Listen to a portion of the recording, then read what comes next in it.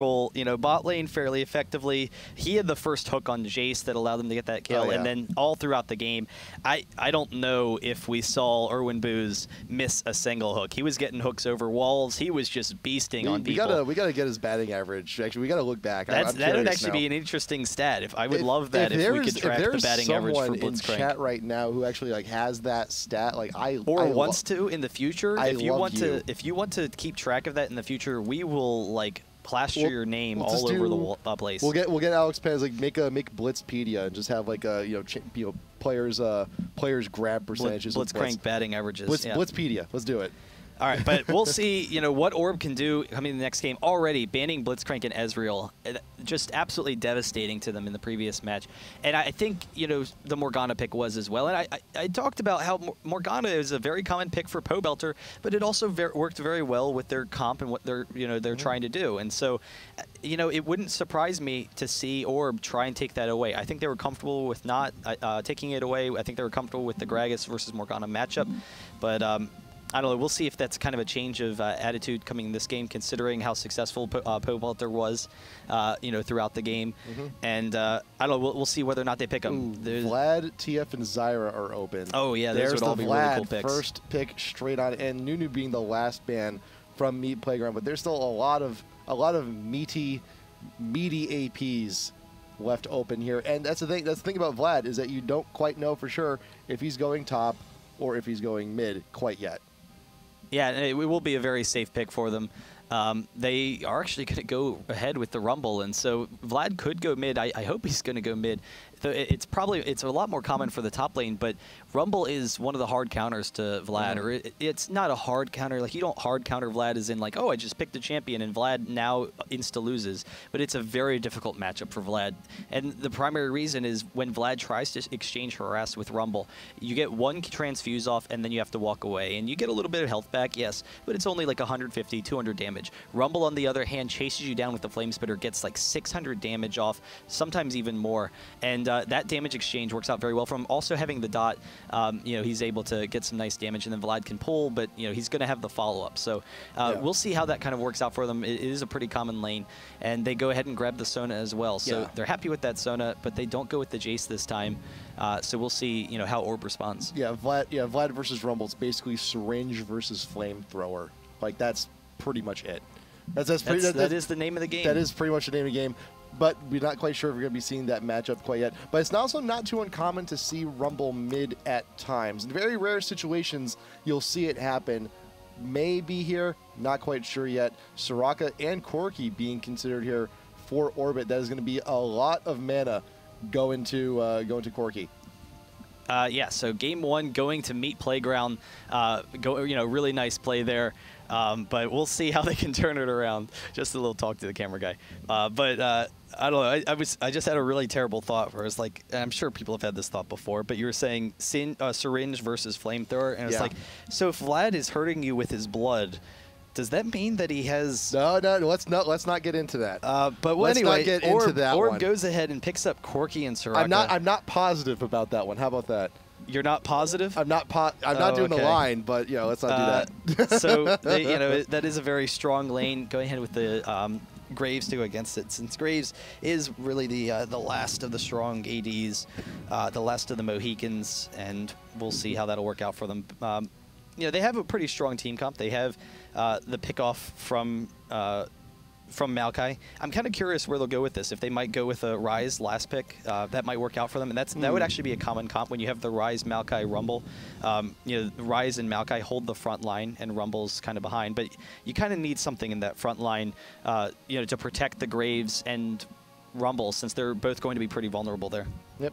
And Ahri being considered here for Orbit, that would seal Vlad's place into the top lane and leave Meat Playground to grab that appropriate mid champ.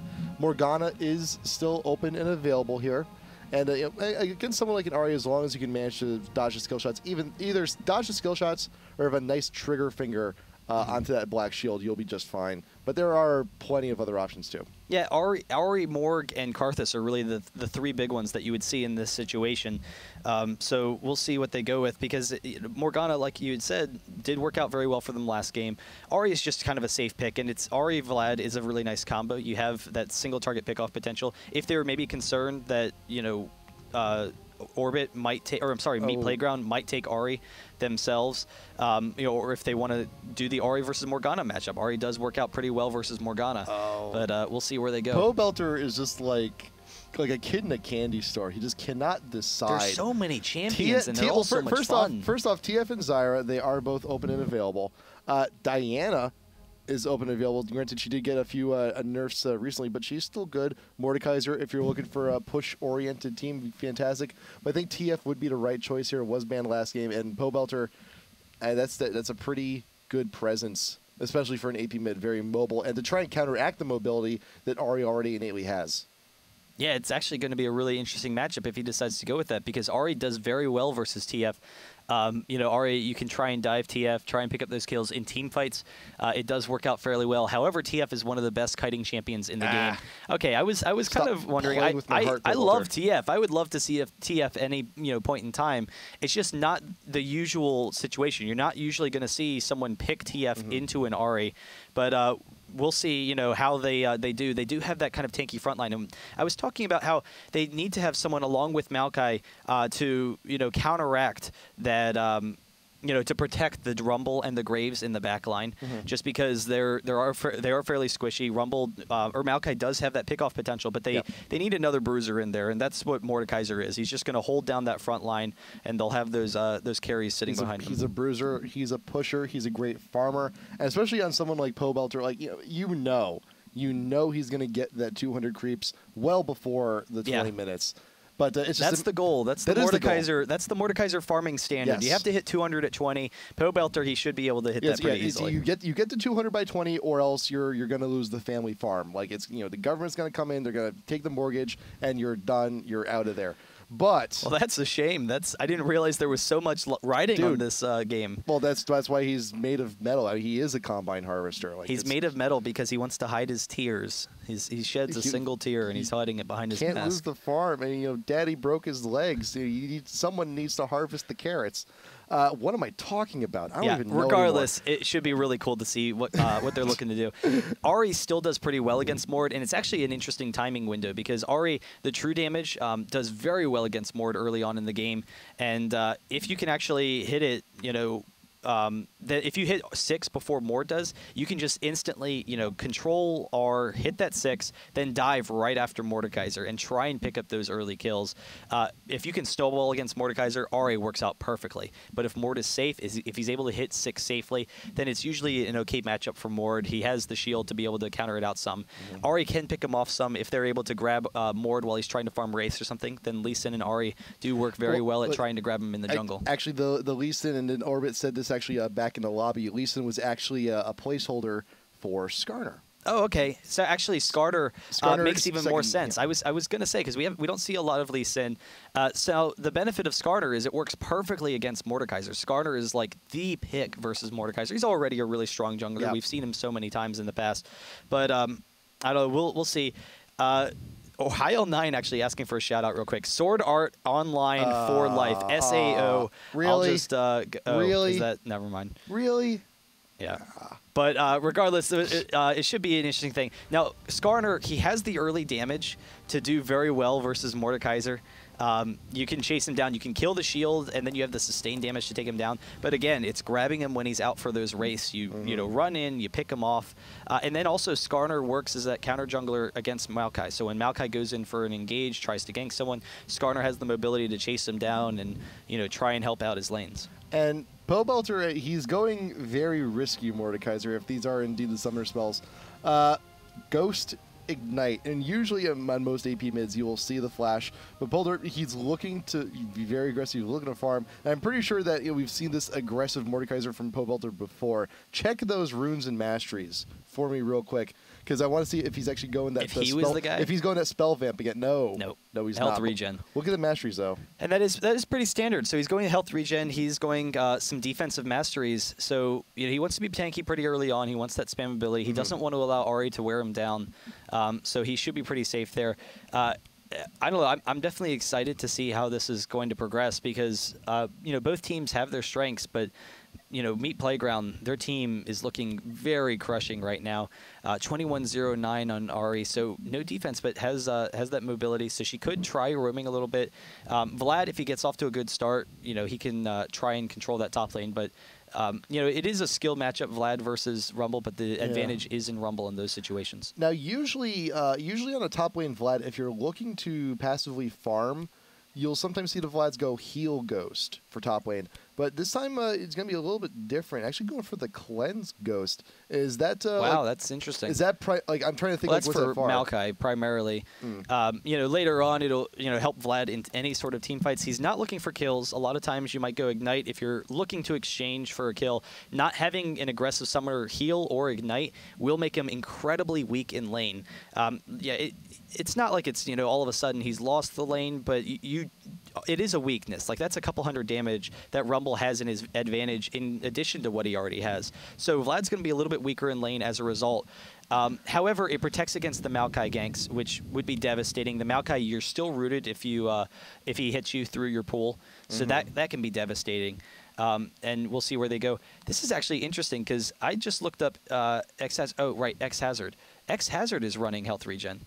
So X-Hazard on Rumble, I haven't seen that before, but he's running health regen for that top lane so that he doesn't have to worry about taking too much damage. He can usually block with his shield, but he also has some nice magic pen. Yeah. Remember, just kind of a defensive. I think that's kind of a standard lane. But those are flat health regen. Those are flat. It's not per level. So I think really what that's there for is to make sure that he actually gets the ball rolling. Because remember, Rumble, he's not very strong until he hits that golden spot, like level 4, level 5, level 6. So I think he's looking to just be a little bit safer while he's farming up those first few early levels. And it's also kind of indicative of the item changes that we've seen, in that Hextech has really just dropped off the map. It's, you still use Hextech to some degree, but the nerf to Will of the Ancients, people will still get Hextech, but it's so intermittent. It used to be a core item build for Rumble and for Vladimir and for Mordekaiser. All three of those champions, you would see their very first item back. They'd be like, I have to have my Hex tech. Get the dirt monkey off me back. It was like, crack for them, and they... it's kind of interesting to see that since the Woda nerf, they I know, thank you, crack monkeys. Since the Woda nerf, they weren't able to quite bring that out. So we're seeing a lot of more gold pretends. We're seeing the early haunting guys as to try and get those early advantages. So as a result, because he's not going to have the spell vamp, he goes ahead with that HP regen. See, now we know what Kennan's problem has been this entire time. That's why he's running around. That's why he's so hyper. Because he goes for the Hex tech early on. He needs that Hex tech, man. He needs it. He needs his fix. So also looking at Orb, because we talked a little bit about Orb's attempt to be aggressive and their aggressive playstyle, but these are such passive summoners. Like, you even look at bot lane, it's heal and cleanse on Soraka and Corki, and I'm wondering if Orb is actually still going to be looking to for some level of aggression here. And if they are, they're kind of mismatched in their loadout. Yeah, no, it is going to be an advantage, for Meat Playground going up against these defensive summoners. And we've seen double cleanse in the past. It's worked out pretty well. I'm trying to remember who it was that had the double cleanse. And it's something you have to take into consideration. Like Orb, when they're playing, they need to keep in mind that they're going to be slightly weaker in lanes. They've already handicapped themselves a little bit in these lanes by going these summoners. However, it will increase their strength in team fights. They're not going to quite have as much burst damage as they would to take people down, missing out on those ignites and those exhausts. They won't be able to snowball as easily early on in the game. However, they will be able to be very safe in fights, try and get those long, protracted fights, and not allow Meat Playground to snowball. So that's their hope. They don't want to allow Meat Playground to just run around and get a bunch of free kills. But they have to get to the team fight phase first in order for that to be effective. So hopefully this time the game will be a little bit more extended for Orbit's favor. The longer this game goes on, it's going to be a better situation for Orbit. But yeah, you have to get there first. And it is interesting. I think the last time we've seen this, where someone did a double cleanse team, they actually roamed a lot as a team. They moved around and, you know, were aggressively trying to pressure fights, because when they were together as a team in team fights, they could, you know, force 3v2s or 3v3s or whatnot. Then they didn't have to worry about their weaknesses in 1v1s and, you know, 2v2s. They could just focus people down as a team. Yeah, and if they are going to be roaming a lot, I would hope that there's going to be a lot of attention on the mid lane, because, yeah, Pobelter, he's looking to be aggressive. He's looking to farm. He's looking to get huge. So hopefully we'll be seeing that aggression there. You got NK Inc. with the saplings. He's looking to farm up those wraiths really quickly. But Heil9, he does have something to say about it. He puts down the ward. He's going to smite it over the wall. If he can get the vision, if he can get it there, you got the other sapling going on down. But no, I think that ward is just shy. Take a look at that. Yeah, that's interesting, because it. If he got that crevice. I think it is. So he barely couldn't see the wraith there. That sucks. And he thought he had vision. It looks like he has vision, but he couldn't see the wraith, because that's actually an interesting thing. Maokai, when he's jungling, when you throw the saplings on the wraith, you need to at least auto attack the big wraith once. Like, you can't insta kill the big wraith. And so that's actually an opportunity for Heil9 to smite if he wants to. He might have just decided not to, but it looked like he wanted it. You know, it does help him with his blue. Like, he had his smite for his blue still. It just would have been a, you know, nifty little thing if he had stolen it. So I don't think he saw it, but he might have just decided not to. But even then, if you're jungling up against a Maokai or even against a Shaco, if you can just get some level of disruption, if you can manage to trigger those saplings or Jack in the Boxes or whoever you're playing against, that is still a huge disruption. And I'm surprised that Heil9 actually didn't go on earlier to try and lure the saplings away to draw the aggro. But then again, he only had the one ward. He didn't actually have the vision of the line brush. So there could have been more members of Meat Playground there. Fortunately enough, there wasn't. But, you know, we have the God vision here. We knew that they didn't. Yeah, and they do catch an eye on Maokai. So they see that he's making his way up to that red. You know, he walked right past there. So, you know, they'll be able to keep an eye on him. They will be able to protect Pobelter a little bit. I'm sorry, Vladimir in the top lane. The Shy One getting some nice damage on Pobelter. And Ari does have a really nice advantage. As long as you just keep on poking down Mord's shield, that's the key. You don't want to take the damage from his E, because Mord can abuse a lot of mid lanes with his E, the range on it. But if you just keep on pressuring him with the charm and then wear him down every single time the shield's down, keep on attacking him. Is it just me, or did the Shy One get Orb at level 3? I think he did. Yeah, he did. So, and that's interesting, because instead of wanting to hit the orb, he's just going for the charm, because he knows if he's walking up to try and attack Mordekaiser, then Mordekaiser is going to be able to reciprocate a little bit of damage. But if he hits the charm, then he can just get that Foxfire and exchange fairly easily. Well, actually, I'm wondering if Shy was actually just going to opt to actually max up the Foxfire first. Because Pobelter, if he wants to get that farm in, he does need to get relatively close. And why gamble with the orb on a skill shot when he can actually just trigger Foxfire and go for guaranteed damage? Yeah, that would be interesting, because it's not a usual build that you see.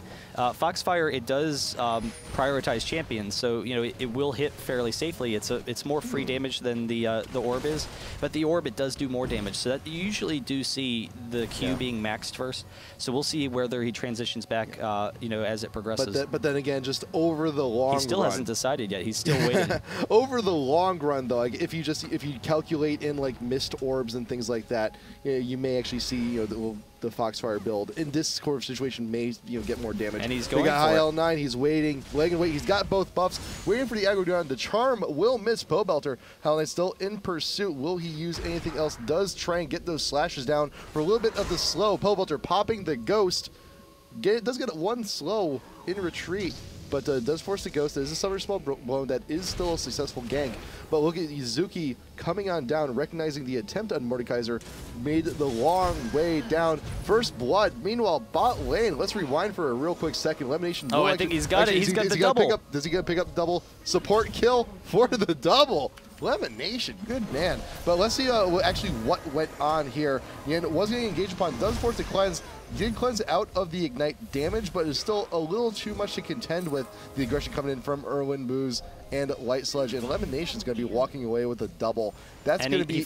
all the summoners are blown. Corki still has his flash, but the heal from, you know, sorry, the heal from Soraka being burned, but other than that, they were looking pretty good, and that's kind of interesting. It looks like Meat Playground, they tried to pressure that lane because they know, all right, without these summoners, they're weaker than we are. We can abuse them a little bit, but again, High L9 coming in, and actually Shy1 very close to going down. The Ignite might pick him up. High L9, he's trying to pick up the kill, and he cannot do it. So Pobelter picks up the kill on Ahri, does a nice job there, but Graves and Sona, they wanted to try and pick up a kill onto Corki and Soraka before, they were able to get past that late laning phase. Because they're like, all right, we're stronger than these guys. We have these summoners.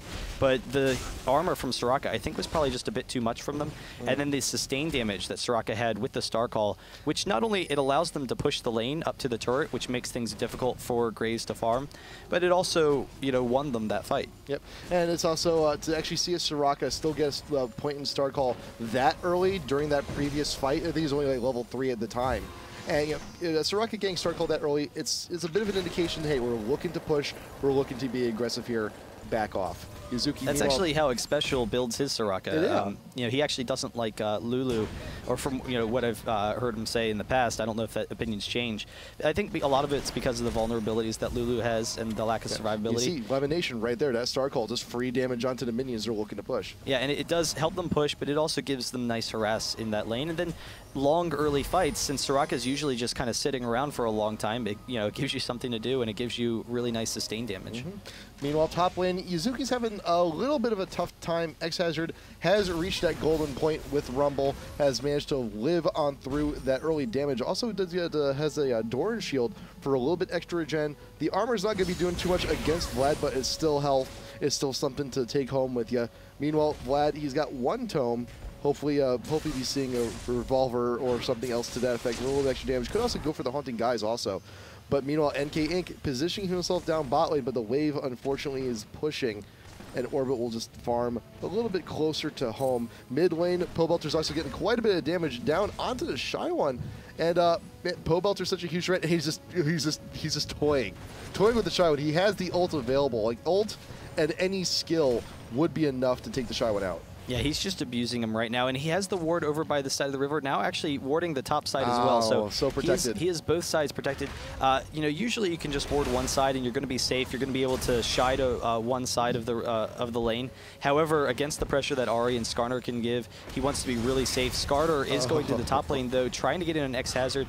They might have enough damage. It's going to be close, though. If Xhazard tries to pressure it against Yuzuki, they could probably pick it off, but otherwise, I don't know if they can chase him down. Skarner is level 6, does have the Impale, but I think he's recognizing that there's not a whole lot of opportunity here, but he is recalling, are you going to go for it? You're going to stick around? Yes, he is. Xhazard's getting a little bit more brave. They're sitting a little bit further past. There you go. There's the flash. There's the Impale. Xhazard with the flames as he's walking away, but does drop down the ult. Here comes NK Inc. with the blue buff, looking for the snare onto someone, anyone. NK, he's still in pursuit. Yuzuki, will he go down? Xhazard still spitting out flames.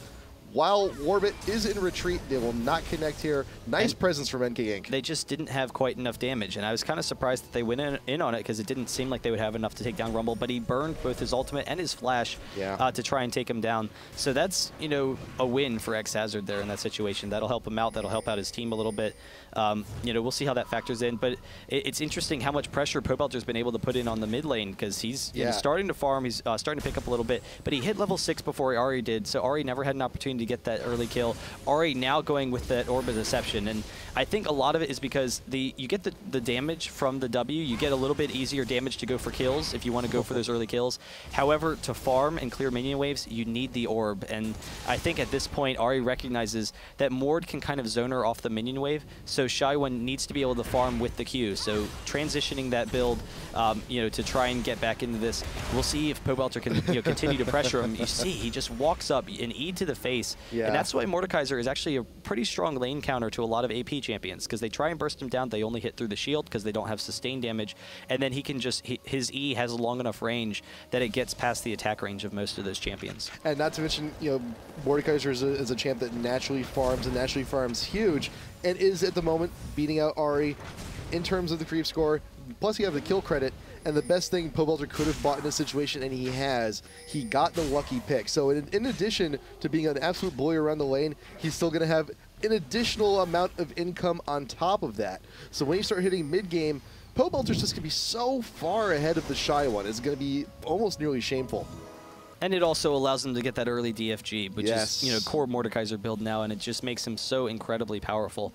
So we'll see, you know, how much pressure Mord can have. He's 26 CS ahead of Ahri at this point. Ahri does have the mobility that Mordekaiser drastically or severely lacks. So Shy One can try to pressure some of those other lanes. That's what we'll hopefully see going forward, and see, you know, how he's building. He actually does have a Doran's, which, you know, is pretty standard, but sometimes a lot of times now you'll go with the early cages pick to go for that DFG, but it, you know, might be indicative of the fact that he knows he needs a little bit more HP so that Mordekaiser can't burst him down quite as easily, because he's already being incredibly pressured in this mid lane by Pobelter.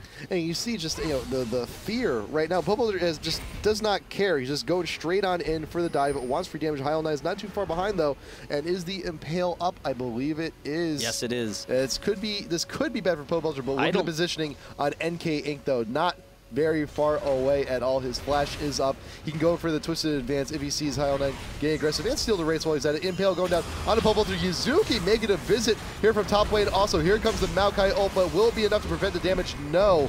Pobelter gets 3-man gank there in the mid. The wards that were up before are no longer. Meanwhile, bot lane Yen getting chunked out quite a bit. Exhaust going down plus the ignite, but Urban Boost and Slight Sludge do not have the damage to take him out in time. Yeah, and a lot of that is the Vladimir coming mid, because if it was just Skarner, I think that actually would have worked out in Pobelter's favor. Pobelter knew it. He saw Skarner there, and he was like, come on, just bring it on. Pull me into Ahri. I am going to kill her, and you will, you know, rue the day that you challenged me. But Vladimir Yuzuki, he had enough damage for that follow-up, so really nice play by Orb there. And it also, that kind of roaming is, you know, usually what you want to try when you're not having that much success in lane. Yes. Yuzuki's actually done a really nice job in this top lane against X-Hazard. X-Hazard hasn't really pulled away from him. Yuzuki's actually dead even in that CS score, and has been successful there, but he can also leave the lane, go mid, go for a gank. When he comes back, it's pushed up to his tower, so he doesn't have to deal with Rumble outside of that turret. Not to mention also that both champs in the top lane, both are AP based, they both have the revolvers. They're going to be sustaining. There's not going to be terribly a whole lot of action going out there just on their own. They're going to need jungler presence if they want to actually, you know, make those kills happen, at least, you know, for the next few levels. Level 11, once they both hit it, that's going to be level 2 in the ults. They can opt to get a little bit more aggressive. Those ults are going to be hurting quite a bit more. But for now, though, get that passive farm on. Play like Pobelter a little bit. Yeah, definitely. So we'll see, you know, how they can try and deal with that. If Mord really takes off with his farm, he's going to be able to control the fights for them fairly easily. But I don't know, we'll see. It is almost an even score here, 16.7 to 16.3K. Just basically dead even in farm. Lemon Nation doing a really nice job holding those minions off of the turret. Yes. And that's actually, it's going to prevent the lane from equalizing. So if the turret had been killing the minions that whole time, not only would in the end fall behind on farm, but it would also cause this lane to snowball away from them and push over to the other side, which would leave them vulnerable to those ganks from Maokai. Yep. And they don't have any wards currently because they've been pushed up. So Lemon Nation hasn't been able to drop any. But here you can see they're able to stall the lane at their turret a little bit, so they will be safe there. Maokai, though, he is waiting to see if Soraka drops a ward, because she does have a few in her inventory, so you might expect her to walk up to this tri-bush in a second. You do have the Sono flash ult coming out in Elimination. There's a twisted advance of follow-up. Elimination, you got stacking those heals, the ults and the summoners. Still got Nian looking to clean up the double kill down onto Graves. NK, he's got a long way to go to get the safety, but the triple kill for the Corki, very impressive given that situation. But Pobelter gets dragged into turret range from Hyal9, cannot deal enough. He did throw down the ult onto Shy One for a little bit extra regen, but Orbit coming out huge in two big team fights. Yeah, X-Hazard, the only one. Booz looking for those kills, going in with the Sona ultimate, and then tanking the turret. Usually, you know, it's a good situation. A lot of times it's a good situation to tank the turret for your team as the support to help protect them. But X-Hazard chasing down Yuzuki, that previous fight wasn't exactly one of them, because Corki was able to turn around, take her, and then Graves was actually taking the turret, and that allowed in the end to really just calmly pick up that easy triple kill. Now he's snowballing, you know, as opposed to the last game. He's 2K ahead. He's able to take down this early turret. So that's a huge boon to his whole team. Yeah. But we'll see how that helps them, you know, just continue to put the pressure on Meat Playground here. I thought Lemon Nation used the ult in that last fight. I don't think he even actually had it up. That was the summoner heal, though, so that was used.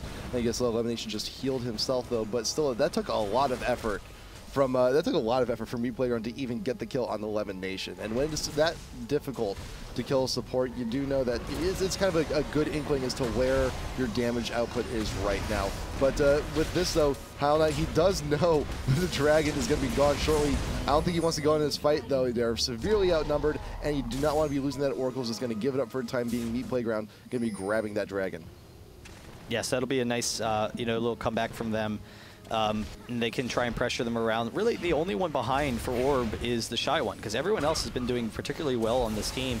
And Shy One's really not that far behind. 1-1-1, 92 CS. Yes, he's 30 CS behind Pobelter, and Pobelter has been in complete control of that lane, but it hasn't come across as any sort of significant advantage for Meat Playground. So, despite the early pressure, it's not really, they're not snowballing, like they would like to. So we'll see how that kind of factors in. I think it's interesting though that Nien, with all of that gold he has, he goes for the BF and the Phage, and I don't know exactly which one he had bought first. I don't think he had either of them that previous fight. He might have had the Phage. I didn't notice any Phage procs though, so I guess he didn't. But one thing, being ahead in gold, the Phage will allow him to abuse that lane. We talked about it last game, how strong the Phage is in that harass. You get one Phage proc, and that means he's going to be able to easily chase down Graves and beat him up. But having the Infinity Edge, it's going to give him the damage he needs to take down those frontline tanks like Mordekaiser and like Maokai in the fights, so he doesn't have to worry about, not having a lot of sustained damage when you buy the Triforce, which is the weakness. Yeah, basically too, if you can't decide, start on both. You might as well. Infinity Edge now completed for the Corki, so that's going to be quite a bit of damage going on to these later team fights. He also got a little bit of a scramble going up top lane, Charm in mid, going to Mordekaiser, plus the silence to keep him to keep his big mouth shut. I didn't even realize that too. Soraka with the silence in these later team fights, just focusing straight in on Mord, that can be huge for Orbit. Yeah, so we'll see how they transition out of that. But Corki right now, it could make things difficult for Graves, just because Corki, if he ever lanes bot, Graves won't be able to lane against him. But taking that early tower, it prevents them from having to lane against each other that much. Graves is able to push the lane back, Corki's going to push it back, and so they won't really see each other that much. So we'll see if Corki decides to split push, so he can make sure to continue to take advantage of that early advantage.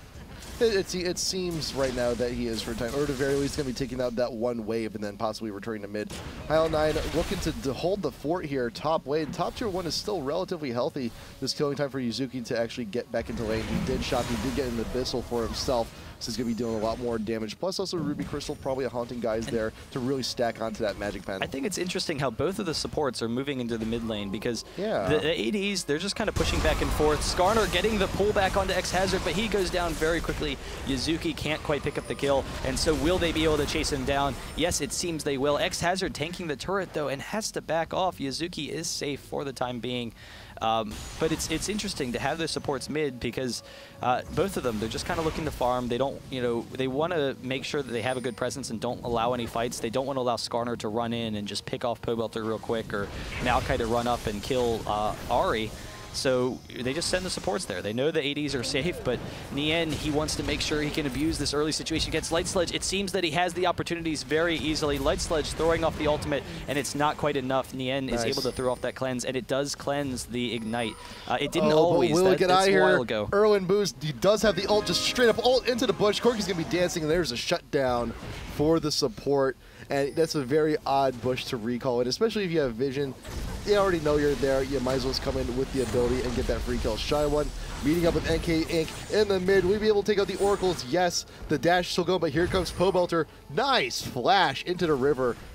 But, wasting that. It's Summers for Summers there. Pobelter using that Ghost to try and just close that gap, but cannot get it. And IPL9 with the support, with the turnaround, they're able to get out of there. So really nice play all around from Orbit right now. And I think Corki recognized that if people were coming down the river, he would get caught off. So he didn't really have an option to, keep running. He would get caught off down, here by this mid-river. So just trying to get out of there quickly. And Erwin Booz with the turnaround. He's not able to hit the hooks, but he can sure land the ultimates, for this game. So we'll see how that, works out for them. And Vladimir, again, just safe farming up in that top lane, actually has a 30 CS advantage over Rumble right now. Yeah. So now it's the 20-minute mark. There's a nice steady gold advantage here for Orbit, but we were talking to during Champ Select. There is no, we have not yet seen our 20 creep count here for Pobelter. Has he fallen behind a little bit? He has fallen a little bit behind. He's 160. I mean, he's doing really well. He's you know, it's not that he's behind, but the pressure that Skarner and Ari put on him, he's not able to farm the race as much as he would like to. And so, you know, he's definitely doing a nice job, but not the big CS numbers you like to see from Mordekaiser to control that front lane. But it seems Meat Playground, they're going to look to take down this mid tower fairly quickly, but the Shy One is here. The pullback from High L9, they're going to try and take him underneath his turret, and he's not tanking yet. Light Sledge walked in to make sure he was tanking. Now Pobelter is tanking. They pick up the kill. If he can get out of there in time. The Q, though, and Ari will be able to pick it up. And so the ghost of Skarner, it does go down, and Vladimir Yuzuki here as well to push them back. But it's kind of interesting. It's going to be interesting to see how Meat Playground is going to try and pressure this game, because they have a team that needs to play from ahead. Mordekaiser in particular, their only initiation is really Maokai. They have the Sona as well, so they have the movement speed from Sona, and they want to just pick someone off. However, Orb can play very defensively and just wait until they charm someone from Ari, and then, you know, they're going to have the cleanup from Corki and Vladimir to just pick them off very quickly. They can wait until they get someone with Skarner, pick off one person, and snowball a fight from there. And again, this is where the summoner spells start kicking into play. You have the 2 cleanses. You got the summoner heal. You got so much heals coming in from Soraka. Mentioned it before in the champ select. If you start hitting the mid game and the late game, if Orbit is still in a good position, that's where these summoner spells are going to start to shine. And we may see here cleanse from Yuzuki, cleaning out the damage coming from the Ignite. X-Hazard going to be taking the second part of that ultimate, and that cleanse just saved Yuzuki's butt right there. That's what I'm talking about. That is the use we're going to be seeing from these summoner spells hit into mid and to late game for Orbit.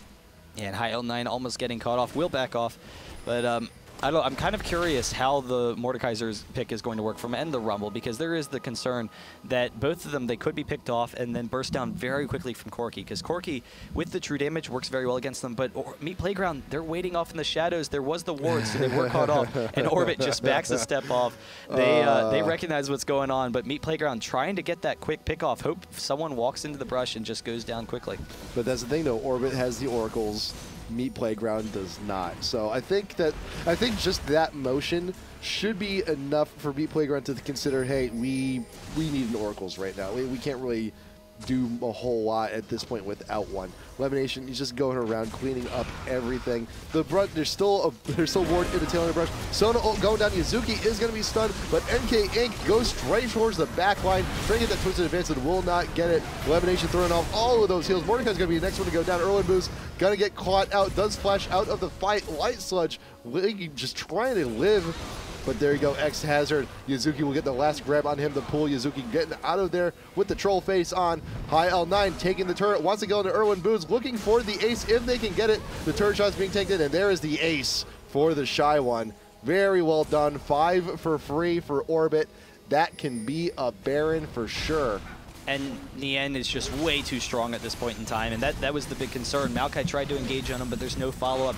And even if Maokai engages, there's no way that Mordekaiser can chase down Corki, because he's going to be able to Valkyrie out fairly easily. If they can pick off Corki and get a Corki Ghost, that's huge for them. Meat Playground could easily win if that's the situation. But not being able to put any threat at all onto Corki, he's able to just destroy them in that fight. And he had the damage in the backline. They grab the Baron now, so they don't have to worry about any sort of harass from you know, Meat Playground. However, now there's a bigger issue for Meat Playground, and it's the fact that they don't have very good clearing. They have good pushing capabilities when there's not the threat of the whole team jumping on them, but Mord is short range, Graves is short range, and that's going to make things difficult for them if Orb decides to push. Yeah, and also be clear here. Let's go over it real quick, because pushing and clearing, they are 2 very separate concepts. Just because you're good at one, just because you have a champ that's good at one, doesn't necessarily mean you're good at the other. And Pulver can be very aggressive. You got X-Hazard will get aggressive onto Yuzuki as that top tier 1 goes down, but can the Vlad get out of there? Does he? He's got the pool. The pool still does damage. Yes, very well done. And in the meantime, Corki is facing off with them once again. NK Inc. does go down, but Orb Nien is able to chase them down fairly easily. Just desperate at this point. They're just trying to contest anything they can get, and they're just crumbling at the seams. The lack of ward coverage there and map control, they walk right into a trap, and now Pobelter just walking out, dueling with Nien. That's a fight that Corki's easily going to win there, but they're pressuring 2 lanes at once now, and there's only 2 for the defense, and they're not going to be able to push this. So the shield and also the heal from Lemonation will allow High to tank this turret until the minions get up there, so they already take out all. all of that damage. And now you see Pobelter, he can't safely come out because to contest this tower would be, you know, death. Meet his doom. It would, you know, seal his fate. He would become meat. He would become meat. But I don't. We'll see how, you know, they can try and hold off. It's difficult. They have, if they can force Orb to fight them really close range, their close range, you know, control is fantastic. Like they have just, you know, it's like Graves. He has that shotgun blast. That's all of Meat Playground's team. Wow. But that's the issue. They can't get in range. Rumble being picked off. Orbit, they just have too much range for them and too much damage. So they can just pick them from a distance. And Pobelter, they're trying to peek around the side because they know he's there. High L9 coming in, gets the pullback on the Light Sludge, and Corki should drop him fairly quickly. He does try and get out of there, but Nien gets him before he does any damage. Erwin Booz goes down as well, and then chasing down NK Inc., they'll be able to grab him. Mordekaiser is the only one remaining. He was able to pick up Ari, but Vladimir will be able to grab that. Actually, Soraka picking up the kill, but they're going to be able to push this, probably get an inhibitor with the amount of time that they have left. I would not be surprised if Meat Playground actually just GG's here, because there's just too much of an advantage from Orbit. Yeah, that's got to be it. The Valkyrie into the base. Nien wants to be on camera as we're panning on over to the exploding Nexus. That's going to be it. GG. Game number 2. Gonna be going to Orbit. We're gonna be going to game 3 here. Gonna be going to distance. And for a semifinal match, I can't think of any better way but to see it to go to game 3. And these are two teams that we've been seeing quite often, and these guys definitely deserve the spot. It's just a matter of who can pull it out in game 3. And with the early advantages that we saw last game from Meat Playground, Orb with the perfect turnaround. I mean, Meat Playground, they had complete control of game number 1. They were just walking all over Orb. We saw the Shy One kind of struggled in that game once again. Pobelter, you know, really in control of that lane. However, overall, they were